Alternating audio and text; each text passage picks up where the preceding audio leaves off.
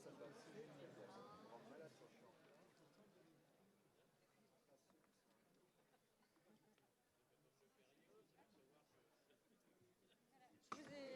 vous ai servi, hein. Je vous préviens pour pas les renverser. Parfait, bien Elisabeth. Et Voilà. Tac. je vais aller de simplement revenir vers la fin pour passer mes contributions.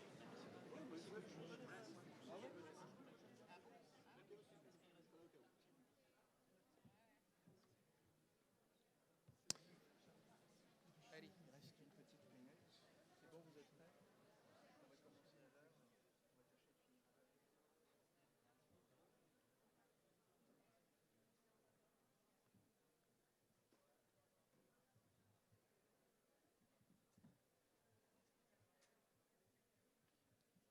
Bien, il reste encore quelques places devant. N'hésitez pas à vous installer. Oui, c'est pas plus cher. Et vous aurez le plaisir de nous voir de près, ce qui sera quand même déjà une première émotion pour cette journée. Allez, les 12h30, on va commencer. Bonjour à toutes et à tous. Très heureux d'animer cette table ronde dans le cadre du CITEM 2026 sur une thématique absolument fondamentale qui va aborder la question des patrimoines comme étant moteur et modèle de l'attractivité touristique des territoires. Alors moi, je m'appelle Brice Duthion, peut-être que certains me connaissent, j'ai longtemps été prof et maintenant, j'ai plein d'activités, de conseils, de conférences, d'animation, mais aussi d'édition. Et j'ai le plaisir d'avoir autour de moi plein de gens qui sont absolument passionnants à écouter, vous verrez, qui représentent les grands réseaux, en tout cas certains des plus grands réseaux patrimoniaux de notre beau pays. Et on a fait le choix avec les organisateurs du CITEM d'inviter des directeurs et des directrices, donc des gens qui ont à la fois la vision mais aussi le côté opérationnel. Et c'est cela dont on veut parler avec vous et partager un certain nombre d'expériences de terrain. Alors les règles sont assez simples. On a fait le choix d'organiser le débat en 3 temps. Et puis le 4e temps, s'il reste un tout petit peu de temps en fin de table ronde, de vous passer la parole. Alors, petit propos introductif, simplement, vous le savez, quand on parle de tourisme, la France a la culture du chiffre. Je ne vous donnerai pas les chiffres internationaux de consommation, etc. Mais il y a beaucoup d'études qui paraissent depuis de longues années qui expliquent combien la culture et le patrimoine sont les vecteurs principaux de l'attractivité touristique des territoires. C'est un sujet qu'on connaît bien. Je salue mon ami Jean-Michel Puydebas dans la salle. On a enseigné ensemble pendant de longues années sur ce sujet. Donc je ne vais pas vous infliger un certain nombre de chiffres. D'ailleurs, beaucoup de choses seraient à dire sur la façon dont on mesure le fait touristique dans ce pays. Ceci étant, je crois qu'il y a un certain nombre de sujets encore plus intéressants. D'abord, c'est factuel. La France est sans doute aujourd'hui dans une période historique passionnante puisqu'on sort d'élections municipales et la constitution de nouveaux exécutifs à l'échelle d'intercommunalité. Et vous savez comme moi que c'est à cette échelle que vit le tourisme et que vit la culture dans beaucoup de territoires. Donc les réseaux qui sont autour de moi représentent à peu près 2000 territoires en France, donc c'est quand même absolument majeur. Et on voit que ça a un impact direct sur l'attractivité touristique et bien sûr les dynamiques patrimoniales à l'échelle de ces territoires. Deuxième sujet, on a beaucoup parlé depuis un certain nombre d'années de la question des flux touristiques à l'échelle des territoires et on sait que les grands sites patrimoniaux sont des vecteurs d'attractivité mais souffrent parfois de ce qu'on appelle la surfréquentation. Alors, moi, j'ai beaucoup écrit sur le sujet et je suis convaincu que les grands sites patrimoniaux sont de formidables accélérateurs des visites et permettent de diffuser les flux à l'échelle des territoires. Et je crois qu'on va en parler aujourd'hui. Il ne faut pas avoir peur de sortir des sentiers battus et de ne pas avoir la logique simplement des plus grands sites patrimoniaux, quels qu'ils soient, mais surtout d'aller voir là peut-être où les visiteurs et même les habitants n'attendent pas forcément cette attractivité. Et puis le troisième sujet dont je veux vous parler dans ce petit propos introductif, c'est vous dire combien, me semble-t-il aujourd'hui, quand on parle d'attractivité touristique, on a d'abord les sujets, bien sûr, d'hébergement, de restauration, de mobilité. Je crois aujourd'hui que la question de l'attractivité culturelle et l'attractivité patrimoniale va être au cœur des décisions publiques dans les années qui viennent, pour deux raisons principales. La première raison, c'est une baisse des subsides publics, donc la nécessité de faire mieux, sans doute avec moins. Donc c'est un défi commun que j'imagine que vous connaissez bien à l'échelle de vos territoires respectifs. Et puis la deuxième raison, c'est aussi replacer l'habitant au cœur de cette dimension culturelle et patrimoniale des différents types de destinations touristiques. Ça semblait surprendre beaucoup d'acteurs il y a quelques années. L'habitant est bien sûr le principal vecteur de communication, principal consommateur de son propre territoire, et puis bien sûr le principal relais en termes d'attractivité, on appelle ça l'ambassadeur culturel et patrimonial.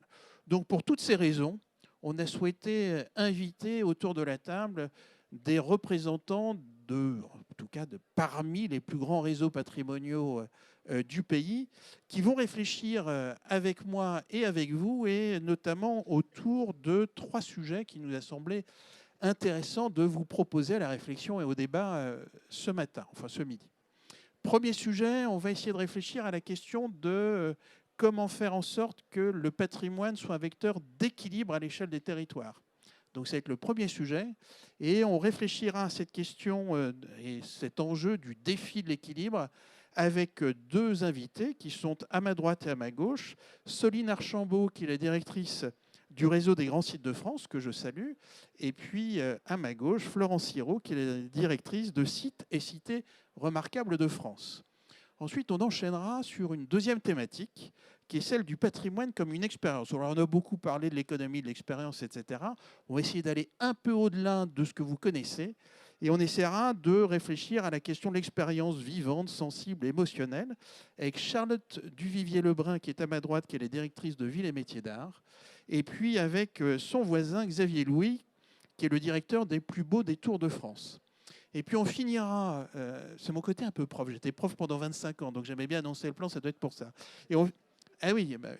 Et on finira le propos de la table ronde avec mon camarade Laurent Mazurier, que vous connaissez sans doute, qui est le directeur des petites cités de caractère de France, en abordant un sujet un peu important, c'est celui de la méthodologie. Comment on fait pour associer les différents acteurs à l'échelle d'un territoire, et souvent à l'échelle de petits territoires. Et quand je parle d'acteurs, c'est bien sûr les acteurs du patrimoine, mais aussi les élus et les habitants. Comment faire en sorte qu'on essaye de trouver une certaine forme d'équilibre, un récit qui incarne la dimension patrimoniale, et puis bien sûr des choses qui intéressent les visiteurs, qui soient de proximité ou un peu plus lointains. Voilà le menu que je vous propose. Donc je vais commencer sans tarder par me tourner vers la première invitée, qui est donc Soline Archambault, et simplement aussi vous rappeler quelques règles que j'ai fixées. Moi, j'ai animé quantité de tables rondes depuis 25 ans ou 30 ans, et j'ai lancé un petit défi aux différents invités, c'est de partir d'un cas concret. Donc, un cas exemplaire, et essayer de décortiquer avec vous ce cas concret. Alors Soline, non, pas besoin d'allumer, les micros sont connectés, je pense que la régie m'a confirmé ça tout à l'heure, donc pas besoin d'appuyer sur quelques boutons que ce soit. Alors, chère Soline, j'imagine que tout le monde connaît le réseau des grands sites de France. Je me suis amusé à imaginer une petite punchline comme à la télévision pour un peu illustrer ce à quoi correspondent les réseaux. Et donc je me suis dit, dans le fond, vous, le réseau des grands sites de France, c'est les plus beaux paysages de France préservés pour durer.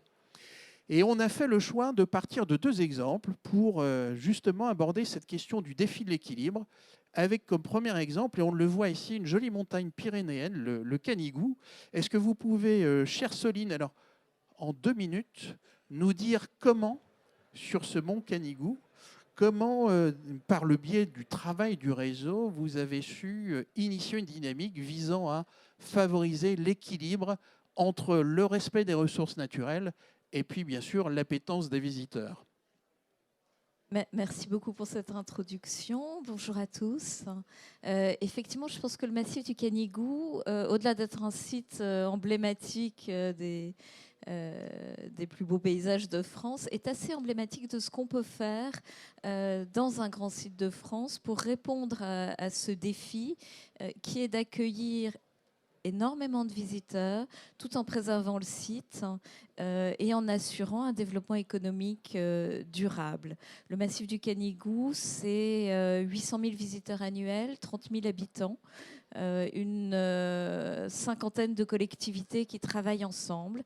Et historiquement, c'est un des premiers sites touristiques nationaux identifiés voilà, dans tous les imaginaires, y compris de la SNCF avec les belles affiches qu'on connaît, mais qui s'est développé beaucoup à travers la route, un accès motorisé et l'usage de pistes forestières pour accéder quasiment au sommet du sommet. Et finalement, ça a été extrêmement dommageable, à la fois pour l'activité économique locale, qui est énormément tournée autour du pastoralisme, mais également, bien entendu, pour la biodiversité et le paysage du site, qui s'est retrouvé un peu lacéré par des routes, des tranchées, voilà, avec le bruit des voitures, etc. Un travail a été engagé dans un premier temps pour fermer ces pistes forestières. C'est un travail qui a été engagé collectivement avec l'ONF, l'État, les collectivités locales, également les acteurs du tourisme. Et une quarantaine de kilomètres de pistes ont pu être fermés. Au-delà de ça, il s'agissait malgré tout de préserver une mise en tourisme, puisqu'il ne s'agit pas de fermer des sites. Et donc, il y a tout un travail qui a été engagé pour mettre en valeur des pôles d'accueil, organiser la randonnée, les cheminements pédestres, un tour des refuges, et également valoriser les balcons, qui sont les itinéraires villageois où, à distance, on peut voir le massif du Canigou. Donc le travail a porté d'abord sur les questions de mobilité, on voit bien, pour limiter l'accès, organiser, j'imagine aussi, des zones de parking et des aménagements de mobilité, soit pédestres, soit peut-être avec d'autres types de mobilité, et puis favoriser la contemplation sans aller jusqu'au sommet du mont Canigou. Est-ce que c'est la même chose, deuxième exemple, le Puy-Mary dans le Cantal, que vous souhaitez nous présenter? Quel était le degré d'intervention et comment avez-vous su impliquer les différents acteurs dont je parlais tout à l'heure, et notamment intéresser les pouvoirs publics et notamment les collectivités à ce sujet, j'imagine, d'importance? Alors, les pouvoirs publics sont naturellement intéressés puisqu'il s'agit de sites classés protégés par l'État. Donc l'État a la compétence, mais aussi le devoir d'en assurer la protection.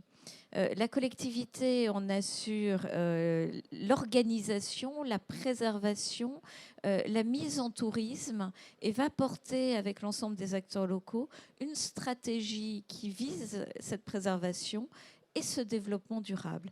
Cette stratégie, elle passe beaucoup par la concertation, elle passe aussi par le paysage et par l'identification des valeurs qui font la singularité du lieu.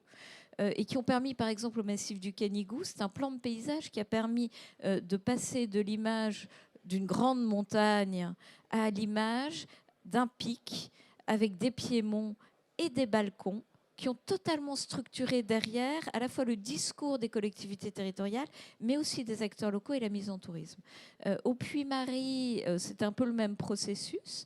Le Puy-Mary, là, on est dans le Cantal. C'est une mise en découverte historique par la route, avec un travail qui a été fait par le département qui en a la compétence et l'État pour mieux intégrer les routes dans le paysage. Et puis derrière, la création par les collectivités locales de maisons de sites. Ces 5 maisons de sites ont été créées dans chacune des vallées dont les routes culminent vers un point qui est le col du Pas de Pérol. Et ce col du Pas de Pérol était extrêmement embouteillé, saturé, etc. Donc il y a eu un parking, un stationnement qui a été intégré paysagèrement et où il a été considéré qu'il serait limité à 110 places pour plus de 500 000 visiteurs annuels. Donc c'est largement Donc c'est une limitation insuffisant. drastique potentiellement des flux à l'échelle du Puy-Mary.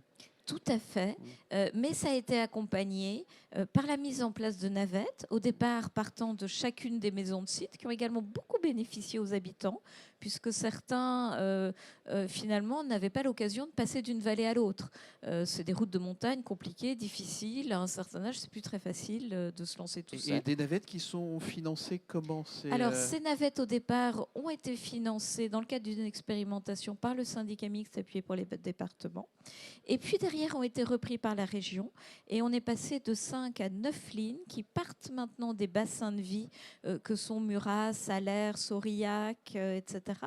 Et qui permettent de desservir à la fois pour les habitants et pour les visiteurs l'ensemble du massif de manière beaucoup plus fluide, d'apaiser la visite. Il y a également une information qui est donnée en amont au pied du Puy-Marie sur le niveau de saturation du stationnement. Il y a également une circulation alternée qui a été mise en place pour les véhicules lourds, et je pense en particulier aux camping-cars qui souvent saturent, bouchent, n'arrivaient pas à se croiser, etc. Donc c'est tout un ensemble de dispositifs et également un travail sur les sports de pleine nature. Et aujourd'hui, les navettes permettent par exemple de partir d'un endroit, faire une boucle de randonnée de 3, 4, 5 jours et puis revenir en prenant la navette parfaitement de l'autre côté du massif, mais pour revenir à son point de départ. Ce qui évite aussi les voitures tampons, par exemple.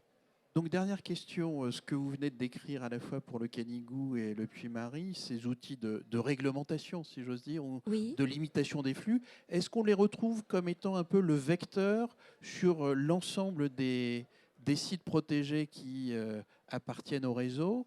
Et comment avez-vous su diffuser l'information auprès des visiteurs, les sensibiliser, les responsabiliser autour de ces sujets qui sont absolument centraux? Oui, parce qu'effectivement, la régulation n'est pas tout. La préservation et la gestion des flux passent par toute une série de leviers qui peuvent être utilisés par les collectivités territoriales en fonction de la singularité de leur gouvernance, du territoire, de leurs moyens. Et ça passe par l'observation, par l'organisation d'une gouvernance qui associe tous les acteurs dans un projet commun, par la réglementation, on l'a vu, mais aussi par l'organisation des mobilités, par un aménagement qui est doux. On parle presque de ménagement plutôt que d'aménagement. Et déjà, en ménageant le site dans l'aménagement, on induit des comportements un petit peu différents de la part des visiteurs. C'est aussi l'offre touristique, c'est aussi la communication et la médiation, puisque bien entendu, il s'agit d'agir sur 3 grands ensembles. L'un, c'est d'agir auprès des populations locales pour favoriser l'acceptabilité du tourisme. L'autre, c'est d'agir auprès des visiteurs pour transformer les comportements. Et évidemment, le troisième, c'est d'agir sur le site pour assurer les conditions du respect de la biodiversité, du paysage et de la nature. Allez, merci Soline pour ce propos absolument intéressant. J'aime bien l'idée du ménagement. Je pense que défaut de management et de gestion, la question du ménagement est sans doute quelque chose sur lequel il faut réfléchir et beaucoup travailler. Allez, je me tourne vers ma voisine de gauche, Florence Sirot, qui est la directrice de Sites et Cités Remarquables. Bon, vous connaissez tous, bien sûr, Sites et Cités Remarquables. Je ne vais pas vous dresser l'historique et quantifier le nombre de territoires qui appartiennent à ce réseau. Le patrimoine en partage au cœur des territoires vivants, chère Florence. Et on a fait le choix de partir d'un exemple concret, comme chacun des intervenants à cette table ronde, qui est Aix-en-Provence. Alors, est-ce que vous pouvez nous expliquer comment Aix-en-Provence a su développer justement des pratiques visant à cet équilibre dont on parlait tout à l'heure avec Soline précédemment entre une ville, pour le coup, là, éminemment touristique, un patrimoine, et puis une nécessité d'accueillir dans les meilleures conditions possibles des visiteurs nationaux ou internationaux? Oui, merci. Bonjour à tous. il nous semblait vraiment intéressant d'approfondir l'exemple d'Aix-en-Provence pour illustrer la notion d'équilibre via la transversalité et la vision décloisonnée du patrimoine. Et donc, je vais vous donner 4 exemples pour montrer à quel point il travaille à la fois sur l'habitat, sur le commerce, sur l'accueil et aussi sur la régulation des flux, bien entendu. Donc, sur la question de l'habitat, qui me semble vraiment essentiel pour l'équilibre entre le cadre de vie de la population et l'accueil des visiteurs, Aix-en-Provence s'est tout de suite doté d'outils, donc via son outil réglementaire, le PSMV, pour réguler le nombre de logements qui pourraient être mis en location, donc les résidences principales. Donc ils ont réduit, grâce à la loi Le Meur qui est récente, de 25% déjà le nombre de nuitées possibles pour accueillir ce type d'accueil, que ce soit Airbnb, Donc, Booking, une limitation de l'activité, notamment de Airbnb et les autres plateformes. Airbnb et de ces autres plateformes. Donc ça, c'est le premier point. Après, leur PSMV leur permet aussi de réduire les dispositions, la réduction des surfaces, c'est-à-dire de bien garder des grands logements, des logements traversants. Tout ça aussi pour garder les dispositions du bâti existant, notamment pour ces changements climatiques qui sont très importants. Le deuxième point sur le commerce, là aussi c'est leur outil réglementaire, le PSMV, qui leur permet de refuser le changement et la transformation d'usage d'un commerce de proximité en commerce exclusivement touristique. Donc vous savez à Aix-en-Provence qu'il y a déjà beaucoup de commerces liés aux glaces, aux calissons, etc. Donc le but c'est de bien garder aussi cet équilibre avec l'offre commerciale pour les habitants. Est-ce qu'on a d'ailleurs une idée de la répartition avant et après du type de commerce pour éviter cette artificialisation de l'activité commerciale ? Là, je ne pourrais pas vous donner exactement les chiffres, mais effectivement, ils ont vraiment régulé ça via leur outil réglementaire. Et ensuite, je dirais sur l'accueil, ils ont aussi créé un office du tourisme qui fait quand même 3000 m², donc qui a vraiment été pensé plutôt comme un équipement urbain à l'échelle de la ville. Et côté de la rotonde, c'est ça Voilà. en bas, Et sur ces 3000 m², il y en a presque un tiers qui sont dédiés à l'accueil, mais pas uniquement à l'accueil des touristes et des visiteurs, mais bien aussi à l'accueil de la population. Et on voit que de plus en plus ce type d'équipement participe de l'identité aussi de la population. Quand on a des amis ou de la famille qui viennent, ça devient un réflexe d'aller à notion essentielle, hein, ouvrir bien sûr les outils, notamment d'accueil, à la population. Quelles sont les principales demandes? Quelles sont les principales pratiques des habitants, en dehors peut-être de quelques visites guidées? Est-ce qu'il y a des démarches particulières et des compétences d'ailleurs nouvelles qui sont portées par vous et par l'Office de tourisme? Oui, ce qui devient de plus en plus fréquent, c'est justement quand on a des amis de la famille, on passe par l'Office du tourisme pour s'appuyer sur les documents visuels qui sont là et faire prendre connaissance finalement de son territoire.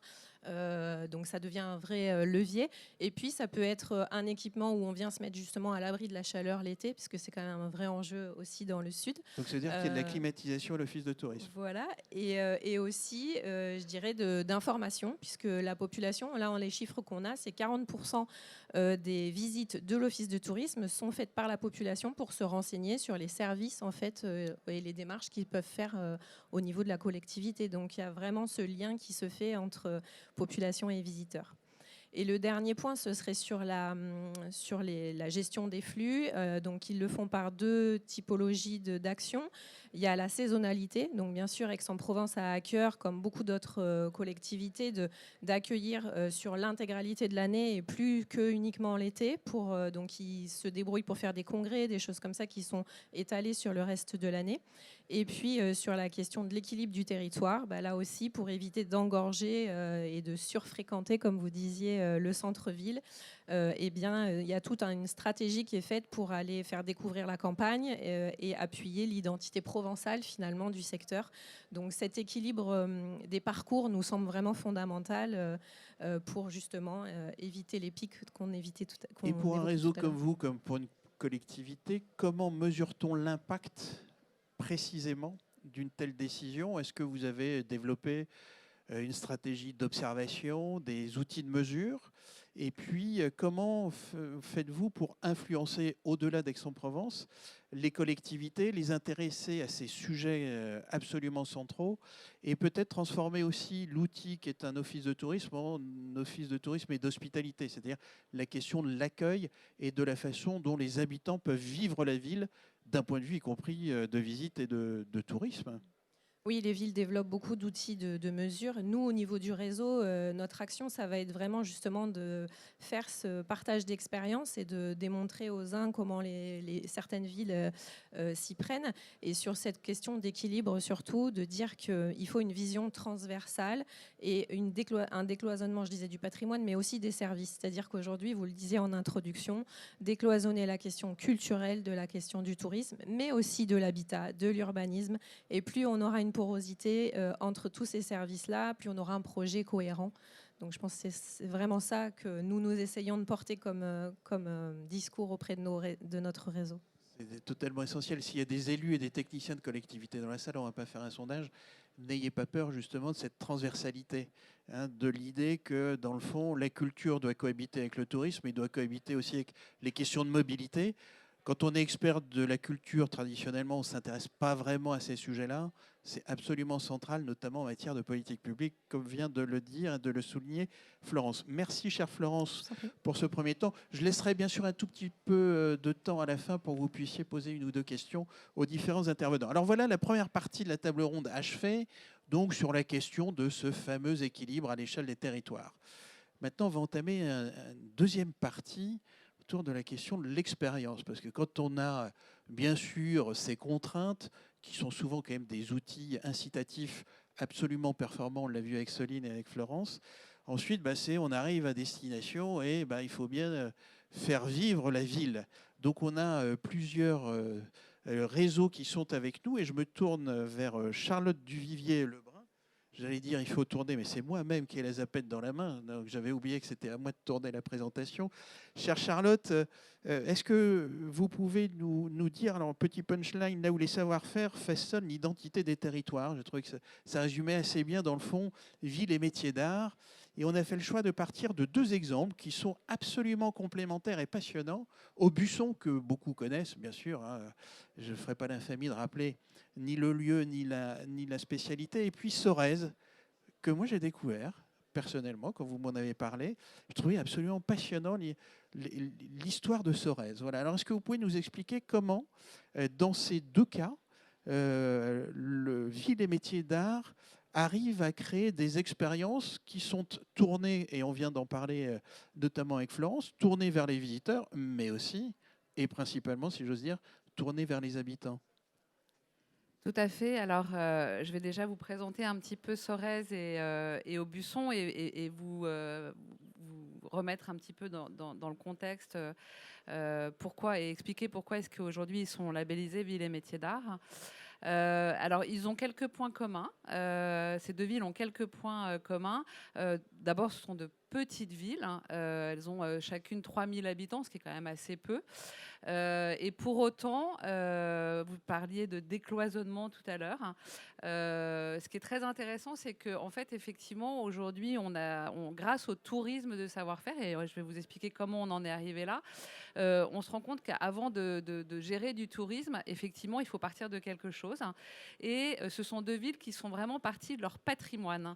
Alors, l'une plus d'un patrimoine vivant, d'un savoir-faire, la tapisserie, qui est installée à Aubusson dans la Creuse depuis 5 siècles. L'incarnation de l'identité locale. C'est vraiment l'incarnation locale, de l'identité locale. Et donc là, on est sur une identité très très forte, d'un savoir-faire qui imprègne et qui infuse sur le territoire. Sorèze, on est parti plutôt d'un patrimoine bâti.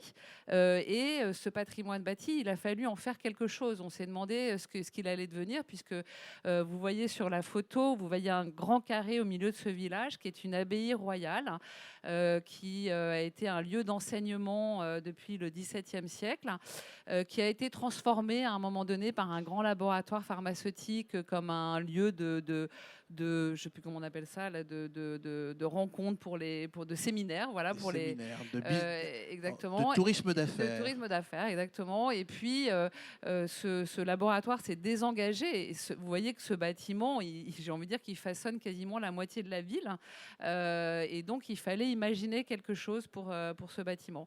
Et donc, dans les deux cas, alors on va parler plutôt de Sorèze, on reparlera d'Aubusson après, la municipalité s'est dit, bien tiens, pourquoi est-ce qu'on n'installerait pas des ateliers dans cette cité école, dans cette abbaye royale, et cette ville qui comptait, j'ai envie de dire, une vingtaine d'artisans il y a encore très peu de temps, a doublé ses effectifs grâce à l'ouverture d'ateliers au sein de cette abbaye-école.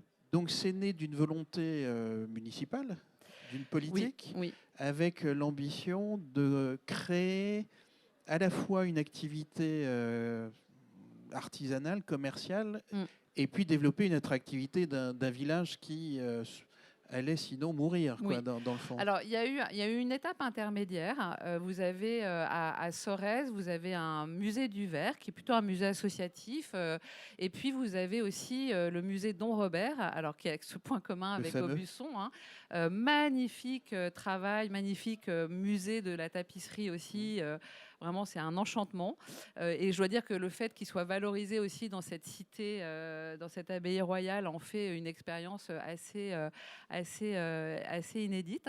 Et donc, ils ont commencé par cet aspect, cet aménagement plutôt patrimonial, culturel. Et ensuite, effectivement, ils ont installé tous ces ateliers. Il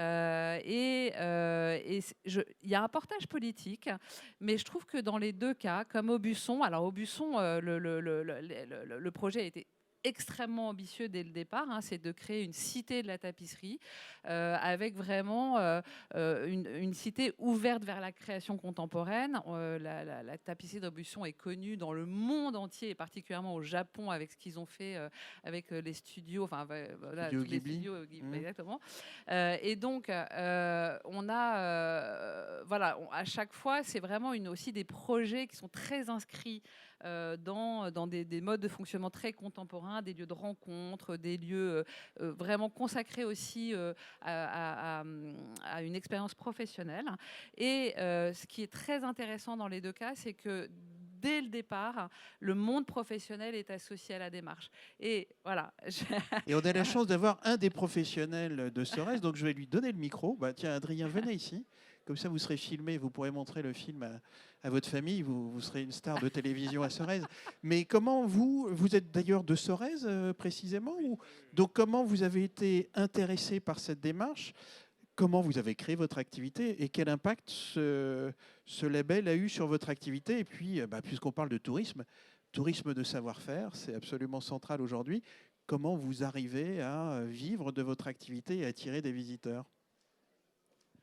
Merci déjà pour cette prise de parole. En 2 minutes, très bien. Déjà, ce qui a... merci.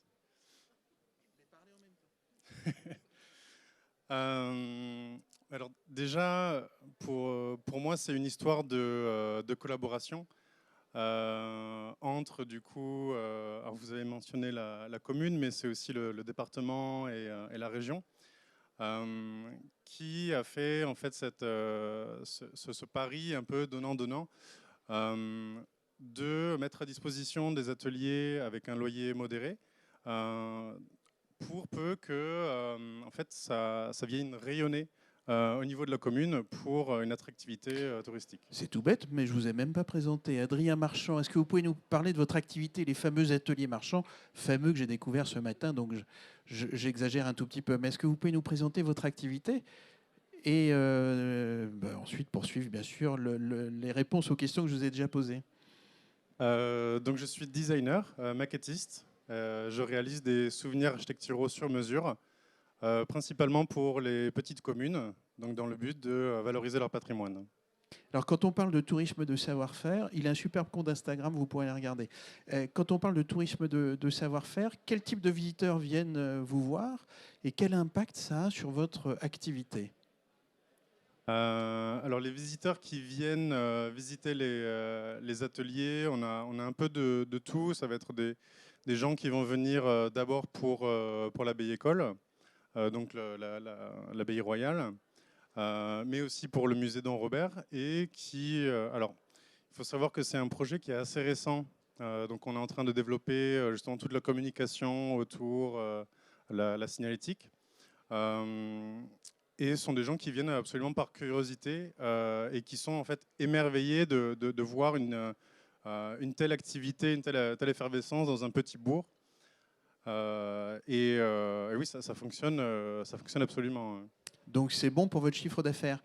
Peut-être, Charlotte, quelques indications sur le nombre d'artisans Oui. et la façon dont vous avez su les intéresser, les mobiliser autour de ce projet qui me semble vraiment absolument passionnant.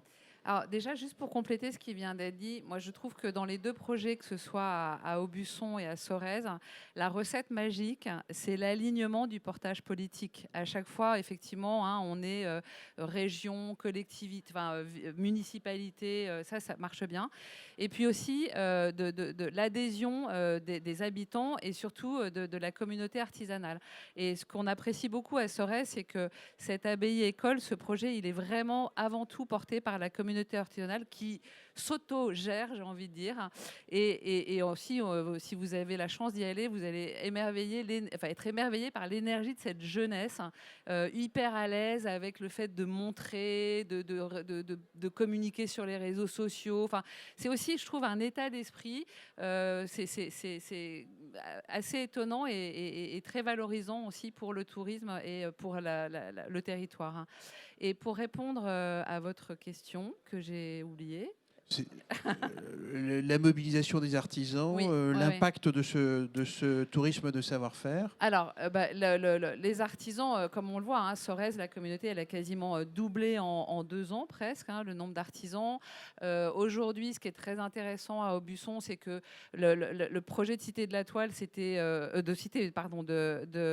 d'Aubusson, c'était du textile, c'était il restait, je crois, 2-3 ateliers ouverts. Le projet a émergé en 2010.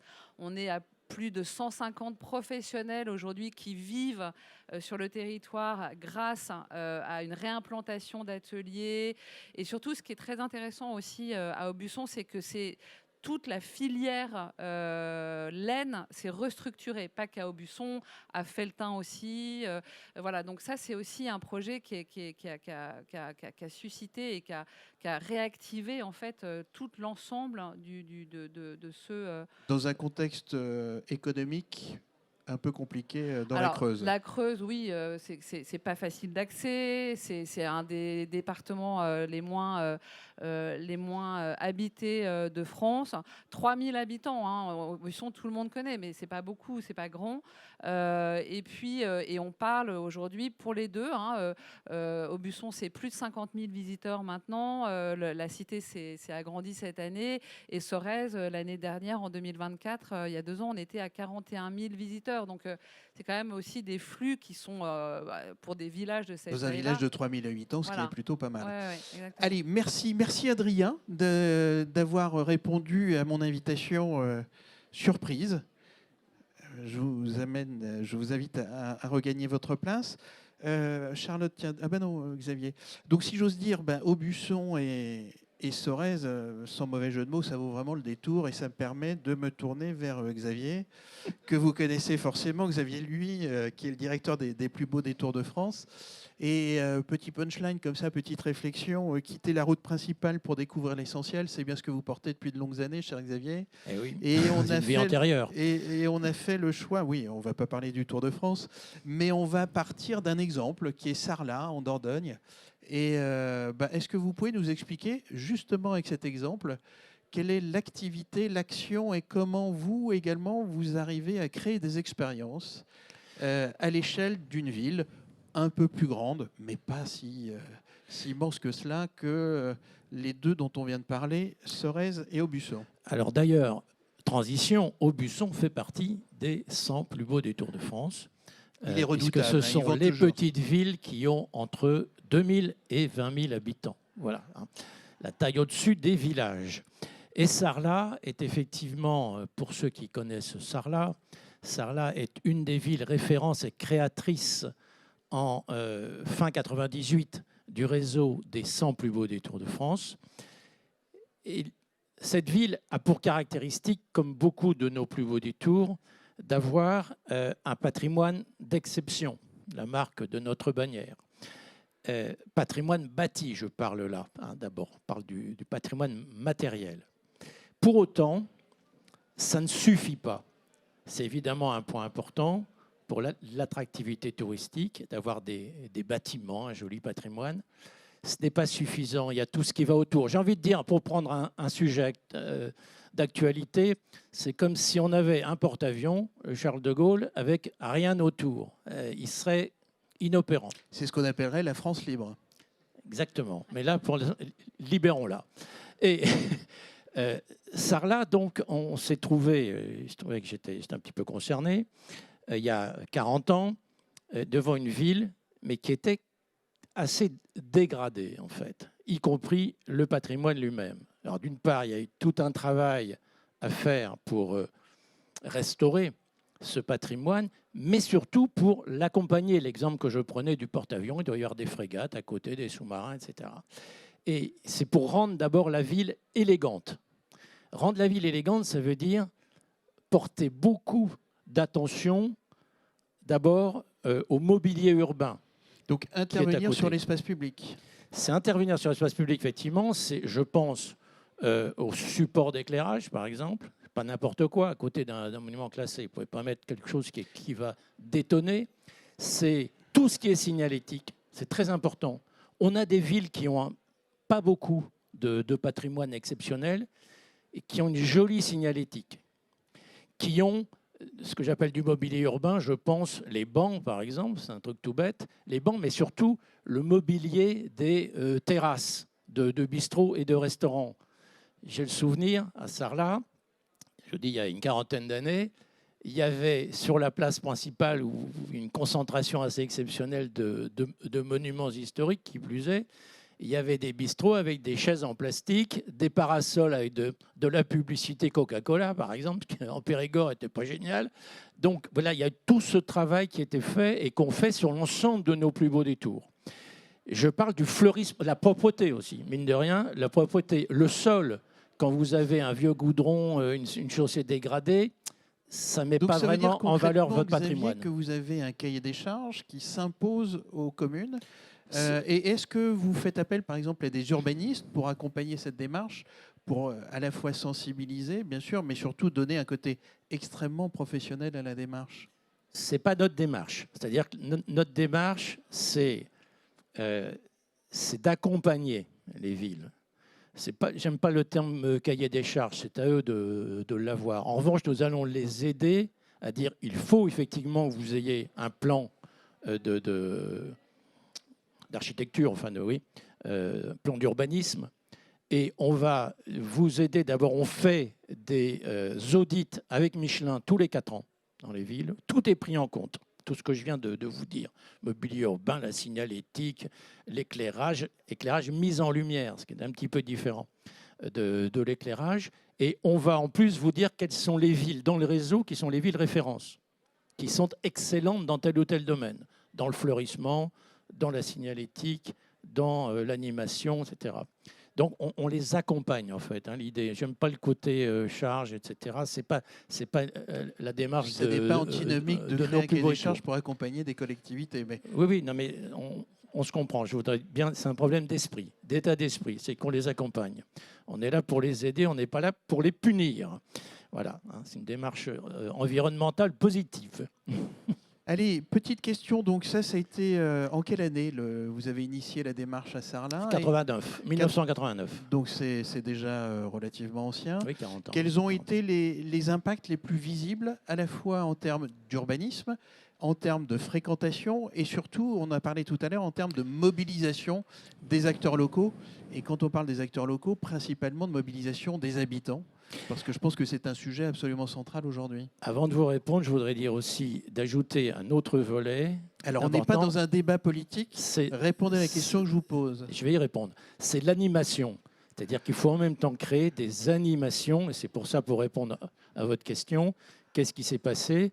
C'est qu'évidemment, il y a eu tout un travail de réfection des espaces publics, d'aller vers plus d'élégance pour la ville, plus de propreté, donc que les gens venant retournent pas, fassent pas demi-tour en disant c'est moche, c'est sale, etc. Donc il y a eu ce travail, mais il y a eu aussi les problèmes d'animation. Et donc, en termes, pour répondre à votre question sur la fréquentation, la ville a d'abord obtenu très rapidement une 3e étoile au guide vert Michelin. Vous savez que ça veut dire vaut le voyage, plus simplement un détour. Donc tout de suite, il y a eu surtout une augmentation, j'allais dire en nombre évidemment de la fréquentation, mais surtout sur la durée. C'est-à-dire quand vous avez 3 étoiles au guide vert, l'équivalent des grands sites touristiques internationaux, vous avez du public toute l'année. Mais nous avons justement développé des animations hors haute saison, festival du film en novembre, des fêtes, des salons gastronomiques, fêtes de la truffe, du foie gras en janvier ou février.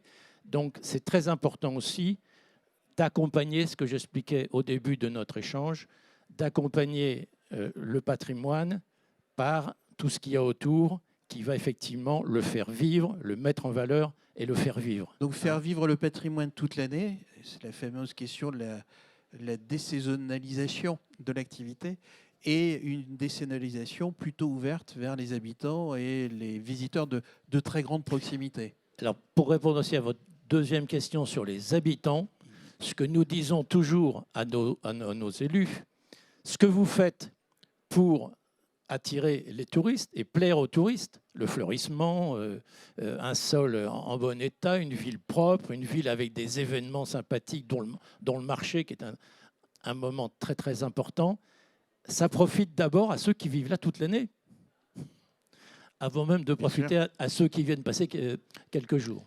Allez Xavier, merci. Je vous montre, Xavier m'a gentiment donné le guide qui vient de paraître chez Michelin, et c'est un hasard, je ne crois pas.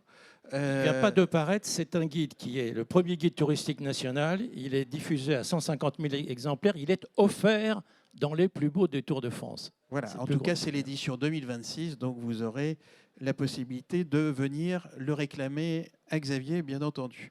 Allez, donc on finit le deuxième temps sur les expériences. On y reviendra peut-être tout à l'heure. Et je me tourne vers toi, cher Laurent. Tu es le seul que je tutoie, d'ailleurs, à la tribune. Étonnant, d'habitude, je tutoie tout le monde, donc ça veut dire que on a un degré de proximité assez ancien avec Laurent.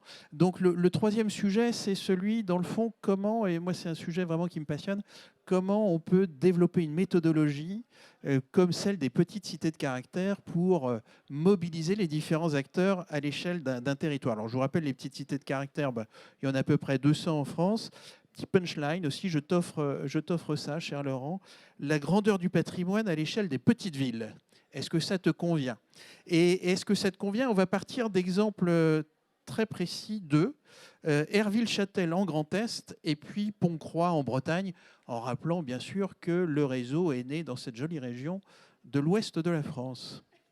Et les deux exemples que j'ai proposés, ce n'est pas du tout évidemment par hasard. Herville-Châtel vient d'être labellisé Green Destination et Pont-Croix Best Tourism Villages par l'organisation mondiale, alors ex-OMT, maintenant United Nations Tourism, sur 2 référentiels qui sont des référentiels aujourd'hui du tourisme durable. Je découvre l'excellence de ta prononciation anglaise. Oui, tu as progressé. Merci, grâce à eux. Mais ça, c'est presque la conclusion d'un process qui, et pour le coup, je vais faire un petit pas en arrière pour vous présenter les petites cités de caractère. Donc nous, un réseau, alors plus proche de 270 maintenant communes, qui ont tout en commun d'être des anciennes villes. On est très attaché à la notion de cité. Des typologies de patrimoine toutes différentes, mais un héritage en matière de patrimoine de type urbain. et surtout la volonté de travailler sur un projet de développement à partir de ce patrimoine. Ce qui rassemble toutes nos communes au sein de l'association, c'est vraiment l'idée de dire je veux faire de cette somme d'héritage le facteur principal pour mon projet de territoire, pour mon projet de développement, pour mon attractivité. Et d'un réseau qui est né effectivement en Bretagne, on a fêté les 50 ans l'année dernière, qui a pris une dimension nationale il y a maintenant une quinzaine d'années. Et quand il a pris cette dimension nationale, ça nous a vraiment amené à interroger tout notre projet, toute notre méthodologie. Comment atteindre cet objectif de faire du et des patrimoines l'outil de développement pour ces territoires? Et très vite, on s'est senti relativement à l'étroit dans le costume que nous proposaient les acteurs de la culture et du tourisme, parce que nous, on avait vraiment envie de travailler sur la protection de l'ensemble de la cité, dans un dialogue entre bâti public, bâti privé, espace public, mais ce sont des outils qui ne sont pas forcément adaptés au développement. Et comment on fait d'un outil de protection et de gestion d'un ensemble patrimonial un outil de développement? Et à partir de là, on a relevé quelques défis quand on a vraiment remis et reposé notre projet. D'abord, faire reconnaître cette action au titre de la revitalisation économique. Quand on fait une politique patrimoniale ambitieuse, c'est de la revitalisation économique, c'est du développement des territoires, c'est du durable. Et on a commencé à se faire reconnaître comme acteur de l'aménagement du territoire et de la transition écologique. En finir avec cette scission permanente de patrimoine, vieille pierre passéiste versus développement durable, progressiste. Et justement, comment on travaille beaucoup, par exemple, avec le ministère de la Transition écologique, comment, une nouvelle fois, amener la transition de ces cités, et cette fois en intégrant les enjeux du durable. Le deuxième défi, quand on a repris notre projet, tout le monde avait mettre l'habitant au cœur du projet, mettre l'habitant au cœur du projet. Très bien, mais là aussi, ce n'est pas trop la culture du patrimoine. Le patrimoine, en France, c'est une affaire de sachants, c'est une affaire d'experts. On a mis dans la loi participation citoyenne et médiation, mais concrètement, il n'y a pas trop de savoir-faire. Donc participation citoyenne et médiation, comment concrètement ça s'illustre sur le terrain? Et rapproche un peu le micro de... Pardon. Alors nous, on s'est plongé dans les textes qui font référence, les textes UNESCO, les textes du Conseil de l'Europe qui définissent par exemple les droits culturels, convention cadre de Faro. Et on a trouvé là une porte d'entrée qui nous correspondait tout à fait. L'idée que quand on est sur un territoire, le projet patrimonial, on le construit avec les gens qui y vivent. Ça semble tellement logique qu'on a du mal pourtant à mesurer l'écart avec la réalité de l'approche du patrimoine dans notre pays. Et on a commencé à mettre en place toute une série d'actions. Alors déjà ça, on l'a théorisé, on l'a mis dans notre charte, dans notre projet commun. Et on a commencé à mettre toute une série d'actions qui va déjà dès le départ.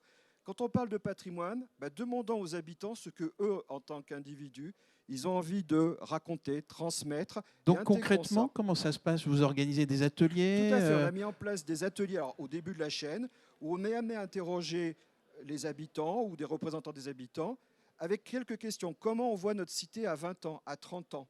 Qu'est-ce qu'on a envie de raconter? Qu'est-ce qu'on a envie de transmettre? Et en fait, c'est quoi le patrimoine?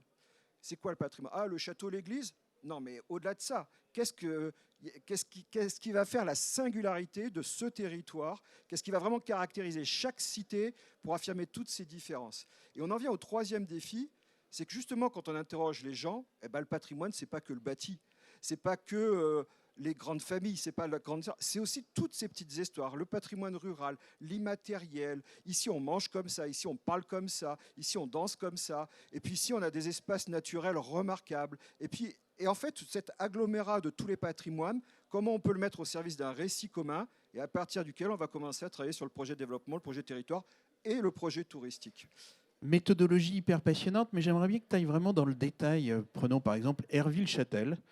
Comment toute cette méthode a été facteur de levier de revitalisation de ce tissu urbain et dans le fond d'attractivité touristique? Alors Herville-Châtel, par exemple, au premier plan sur la photo, vous avez l'église Saint-Pierre-Estien qui a, et alors vraiment, je vous invite à y aller, des vitraux extraordinaire. Donc là, il y a une campagne de 30 ans de restauration de l'église et des vitraux.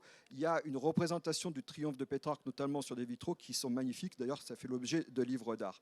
Et à partir de ce thème du vitrail, qui est une thème qui identifie tout le département, là on est dans l'Aube, donc tout le département de l'Aube est sur ce thème, la municipalité a choisi de donner une couleur à ce projet à partir de cette thématique du vitrail. Très concrètement, ça s'est traduit par évidemment la restauration de l'église pour voir les vitraux, une ancienne petite prison qui avait au cœur de la cité, Petit truc, 8 cellules. On en a fait un centre d'interprétation de vitrail à destination des scolaires, à destination des enfants, mais également des visiteurs. Et puis on a restauré certains bâtiments pour accueillir des maîtres verriers. Et petit à petit, on a comme ça une couleur qui contribue à donner une spécificité, pas unique évidemment, et on embarque à travers les enfants, à travers les habitants, à travers les animations. Nous, on a proposé des animations en tant que réseau pour justement partir des habitants qui racontent le patrimoine. Et petit à petit, on arrive vraiment sur une notion d'attractivité. Et aujourd'hui, il y a des investisseurs qui recherchent ce type de lieu pour s'installer, de professionnels des métiers d'art jusqu'à des investisseurs pour de l'hébergement touristique. Et est-ce que grâce aux ateliers que vous avez organisés avec les habitants, vous avez, à partir de ces récits patrimoniaux qui peuvent être des récits, comme tu l'as dit, totalement personnels, est-ce que vous avez su créer des circuits, des visites particulières? Parce que c'est aussi un des objets, je pense, vraiment intéressants de votre démarche, incarner vraiment les destinations autour de ces fameuses expériences personnelles de ces habitants qui contribuent au savoir et à la médiation des outils patrimoniaux. Alors pour l'instant, alors en l'occurrence dans la commune, oui, puisque du coup on a des animations avec les habitants. On a par exemple, ils ont fait un travail sur des enseignes où ils ont fait appel à des maîtres verriers pour créer des enseignes. Et ils ont transformé ça en petits circuits. Et ce qui invite aussi les gens à rentrer dans les boutiques. L'idée, c'est pas justement que du contemplatif, c'est aussi d'aller consommer et d'avoir des retombées économiques pour la commune. Donc il y a comme ça alors on est sur des petits volumes. Là, nous, on est très très loin du surtourisme, très très très loin. On est même sur des territoires où quand on a un logement qui devient Airbnb, ça permet d'enrichir l'économie touristique. Mais on devient attractif dans une commune comme ça pour un investisseur qui cherche un lieu pour créer des hébergements touristiques. Et ça, c'est quelque chose qu'on entend de plus en plus. Et à travers cette idée d'associer les habitants, il y a aussi de leur faire prendre conscience qu'ils sont dans un environnement patrimonial remarquable dont ils sont eux-mêmes acteurs. Et quand on a des règles qui sont posées à travers notamment toutes nos communes vont vers des sites patrimoniaux remarquables, il y a aussi, et ça c'est un retour qu'on entend de plus en plus, des investisseurs qui disent on sait que dans cette commune, on a une vision politique sur plusieurs années. On sait qu'on va avoir une stabilité. Alors, les élections municipales, de temps en temps... C'est justement, j'allais te poser la question, comment vous faites quand il y a un changement de municipalité? On pleure, on déprime, et puis après, on va expliquer aux nouveaux élus... Ça ne sert pas à grand-chose, ça. L'intérêt de reprendre le thématique, parce qu'effectivement, appelons les choses par leur nom, on a vu quand même une vague de dégagisme et une grosse vague de yaka faucon, comme dans toutes les élections municipales. Et malheureusement, dans certaines communes, on bascule. Bon. On va expliquer. Donc les petites cités de caractère ne garantissent pas contre cette vague de dégagisme, un petit peu quand même. Ça protège quand même. Un petit peu. Mais par rapport à ça, l'idée que l'habitant prenne conscience qu'il est dans un environnement remarquable, qu'il en est acteur, et du coup le pousser à en être acteur.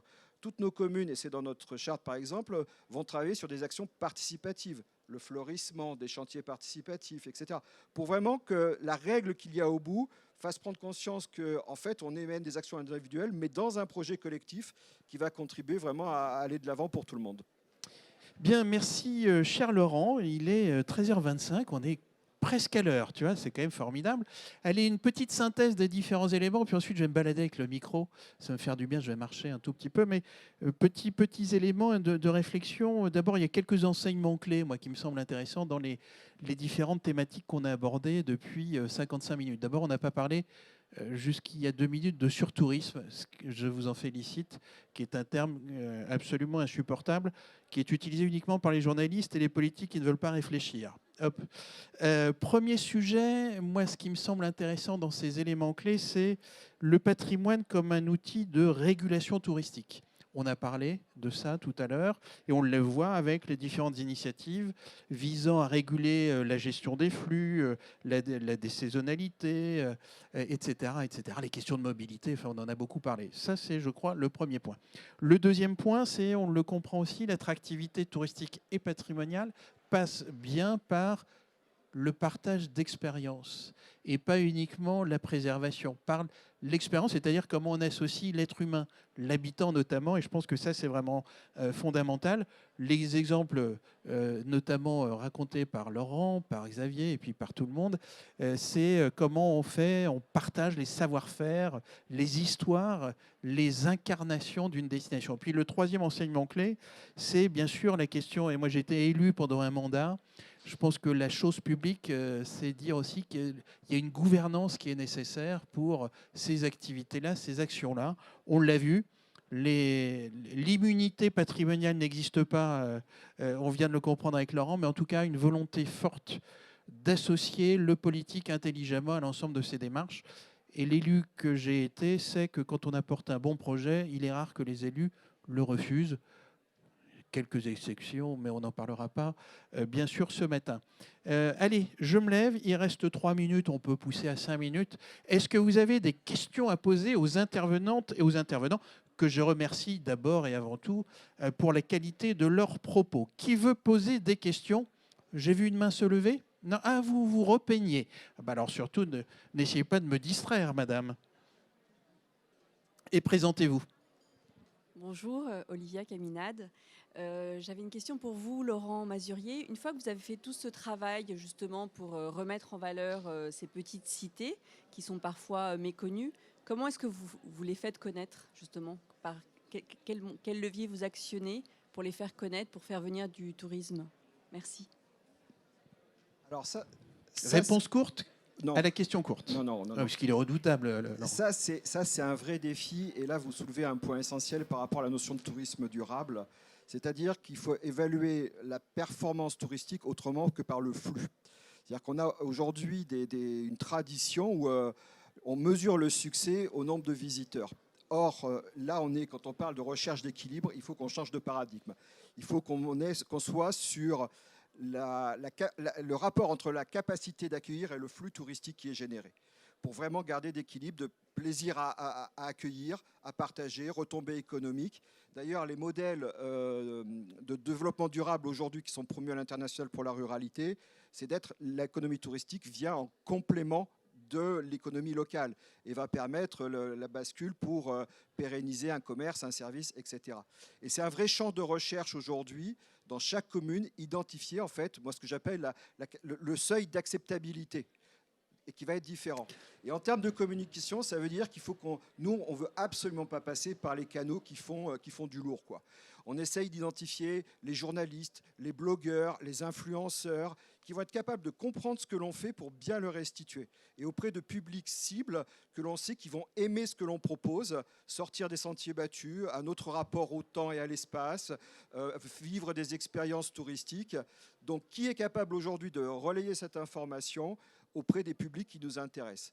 On joue aujourd'hui, nous, la carte, par exemple, de la performance de communes sur les grands itinéraires de voies douces. C'est quoi une belle étape petite cité de caractère? On travaille avec des associations qui gèrent des grands sentiers pour dire voilà tel et tel service qu'il faut que vous proposiez. Voilà, on est vraiment sur communication de niche. Nous, on pèse rien en matière de Laurent, j'avais promis une réponse courte. Donc, vous continuerez la discussion. Capacité touristique d'un territoire, c'est un sujet absolument passionnant. Je vois mon amie Betty Reich, qui est la directrice générale des acteurs du tourisme durable, qui est juste dans le fond. On pourra discuter de ça dans quelques instants. Je me dirigeais vers mesdames, mais c'est vous qui avez levé la main. Oui, c'était juste donc Georges Magnier, directeur des musées de Reims. Juste une question sur la gouvernance inter-association, puisque vous représentez tous des labels, des associations différentes. Il y a aussi les plus beaux villages de France, par exemple. Je ne doute pas qu'il n'y ait pas de concurrence, mais la question, c'est au fond comment s'harmonise aussi l'ensemble de ces labels entre eux. Mais justement, c'est la fédération de toutes ces dynamiques nous accueille aujourd'hui, puisque la table ronde est organisée, on l'a vu tout à l'heure, et c'est écrit ici, France, patrimoine et territoire d'exception, mais je vais vous laisser répondre, bien sûr, parce que moi, je ne suis qu'un modeste médiateur. Qui veut répondre? Soline, Florence, Charlotte? Effectivement, j'étais là avec Laurent à la création et Xavier. Ça a été effectivement une initiative de nos réseaux voilà, initié à l'époque par Sites et Cités Remarquables de France, de se réunir pour travailler ensemble à promouvoir collectivement un autre tourisme plus doux, plus buissonnier, apaisé, et également partager voilà, nos savoir-faire et nos expériences respectives. Donc effectivement, aujourd'hui, on est constitué en association. Et d'ailleurs, c'est amusant puisque la création de cette association a été faite sur le Salon du patrimoine il y a, je dirais, 5 ans, mais je peux me tromper. Voilà. Donc vous avez l'équipe de France du patrimoine devant vous, en espérant qu'elle gagne la Coupe du Monde dans quelques mois. Allez, dernière question. Il est presque l'heure, doit être 13h30. Question courte, réponse courte. Oui, bonjour, Amandine Streff de TK Saga. Je voulais vous demander, vous, monsieur, vous avez parlé de Pont-Croix et justement, je voulais savoir comment vous intégrez les langues dans le patrimoine immatériel, dans les petites cités de caractère. Voilà. Là, c'est un vrai défi. Parce que sur le patrimoine culturel immatériel, tout le monde reconnaît qu'il y a d'énormes enjeux de préserver ces mémoires, on va dire pour faire courte, ces mémoires rurales. Mais il y a très très peu d'opérateurs. Et pour le coup, la Bretagne n'est pas le plus mal loti parce que c'est quand même un axe de travail de la région, à travers Bretagne Culture Diversité, à travers plusieurs opérateurs qui travaillent sur la préservation de ce patrimoine. Mais il y a un moment, on voulait le mettre dans notre charte, nous. La commune valorise le patrimoine culturel immatériel. On ne l'a pas mis parce qu'il y a des régions de France, il n'y a personne pour accompagner les élus. Personne. Il n'y a pas de moyens. Au niveau du ministère, ils sont 2 pour affronter tout le défi et tout le chantier national. Donc on essaye d'avancer. Là, actuellement, on est partenaire d'un créaton au Mans avec des étudiants pour les amener justement à travailler sur cette notion et à être force de proposition pour inventer des choses. C'est-à-dire comment à un moment, on peut passer d'un collectage à de la conservation, on peut reprendre la chaîne, hein, à de la conservation, de la valorisation et ensuite de l'animation, de la transmission et la mise en tourisme. Mais aujourd'hui, c'est des défis sur lesquels, 1, on manque de moyens, 2, de partenaires et 3, d'opérateurs. Vision optimiste de la question des patrimoines. D'ailleurs, on a parlé de patrimoine, peut-être que l'année prochaine, on pourra parler de matrimoine, mais on en reparlera à une autre table ronde. Sujet absolument passionnant et notamment d'incarnation de ce que peut être le matrimoine à l'échelle de territoire.